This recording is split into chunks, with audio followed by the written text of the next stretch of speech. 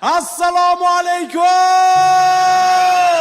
O'z hazillari, samimiy tabassumi va yurakka yetib boradigan so'zlari bilan xalqimiz mehrini qozongan komik aktyor Dilshod Musabekov endi oramizda yo'q. Bir yilga mayda yo'q bolalar.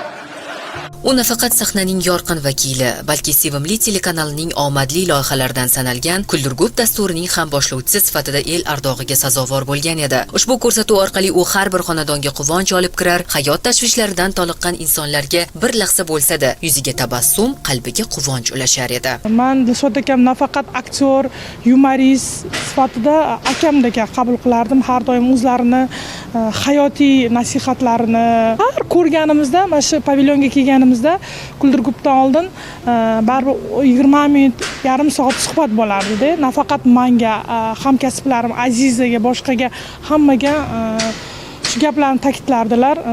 Joylari jannatdan bo'lsin, akajonim. Mamutnikilar ham kulaman deb kelgan. Maza qilaman deb kelgan. Shu kungacha Kuldirgup ko'rsatuvini boshlovchisi edilar. Juda ham bag'ri keng, yuragi keng, insonlar bilan har kim bilan til topishadigan inson edilar. Juda ham yaxshi inson edilar, rahmatli. Dilshodbek bizani qalbimizda juda ham yaxshi xotiralar bilan qoldilar.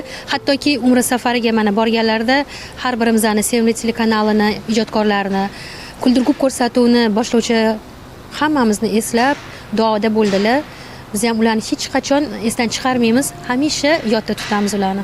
San'atkor ijodsiz o'z hayotini to'laqonli tasavvur eta olmaydi. Dizayn jamoasining konsertida yurak xurujini o'tkazganiga qaramay, ijodkor keyinchalik xalq oldidagi burchini davom ettirishga harakat qildi. Dilshod aka, umringiz uzoq bo'lsin. Ko'p aytardim shu narsani. Bilmadim, yuragim sezarmidi, qanaqadir.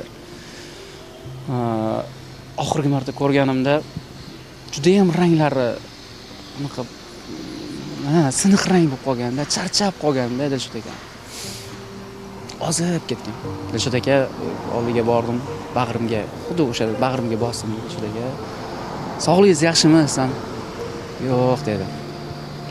Yo'q, charchadim komiljon. Lekin men hozir Kuldirgupimga ketaman. Syomkani arkasi qila olmayman. Dam olsangiz bo'lmaydimi desam, yo'q, Kuldirgupimga boraman men. Shunaqa gapirardi Dilshod aka. Hurmatli tomoshabin, biz hech qachon sizlar bilan xayrlashmaymiz. Bor yo'g'i ko'rishguncha deb qolamiz. Lekin sevimlidan uzoqlashmang. Birdam sahnadan uzoqlashmagan Dilshodbek Musabekov jiddiy tibbiy muolajaga ehtiyoji bor ekanligini bilsa-da, sog'ligini tiklash uchun sarflanishi mumkin bo'lgan mablag'ni yaqinlarining umra safarini ado etish uchun sarfladi. Mana shu niyati amalga oshib, hamma yaqinlari bilan umrani borib, ziyoratlarni qilib kelgandan keyin